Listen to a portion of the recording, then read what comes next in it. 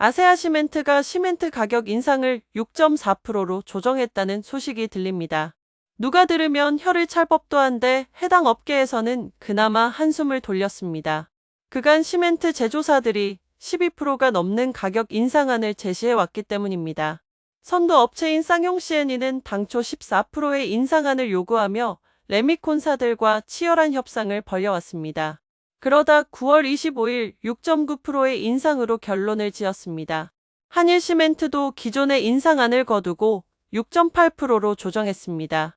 그 외 다른 업체들은 12% 이상의 인상안을 들고 있었으나 결국 선두 업체를 따라가는 모양새입니다. 시멘트는 제조사별로 품질이 크게 다르지 않아서 경쟁사의 가격을 의식할 수밖에 없습니다. 그렇다면 시멘트 가격은 왜 올라야 하는 것일까요? 시멘트가는 2021년 6월 이후 지금까지 60%나 상승했는데요. 올 상반기에는 2번이나 인상이 되었습니다.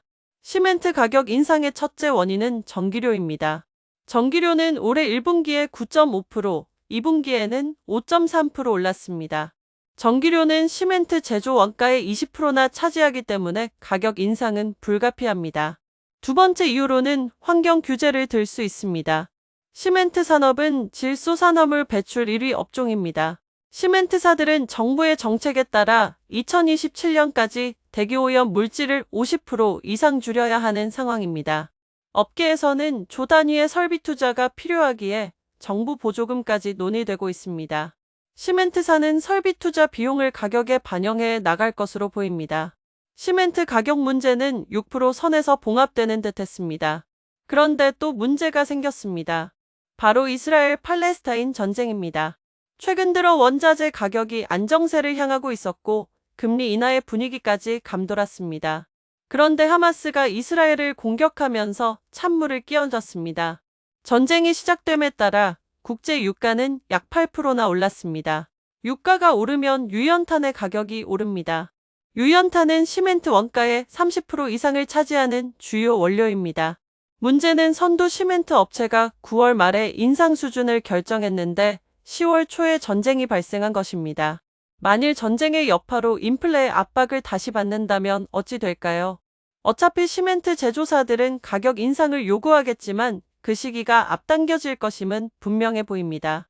유가 상승은 시멘트 가격 상승과 직결될 뿐만 아니라 다른 자재의 가격 상승도 부릅니다. 건축 비용 증가는 분양가 상승으로 이어집니다. 또한 이는 미분양을 초래해 부동산 시장이 위축되는 결과를 낳습니다. 그간 건설업은 힘든 시기를 보내왔는데요.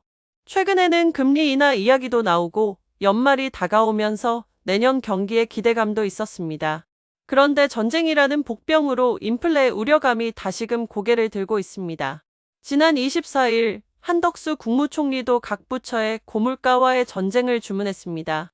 끝이 보일 듯 하다가도 문제는 항상 진행 중입니다.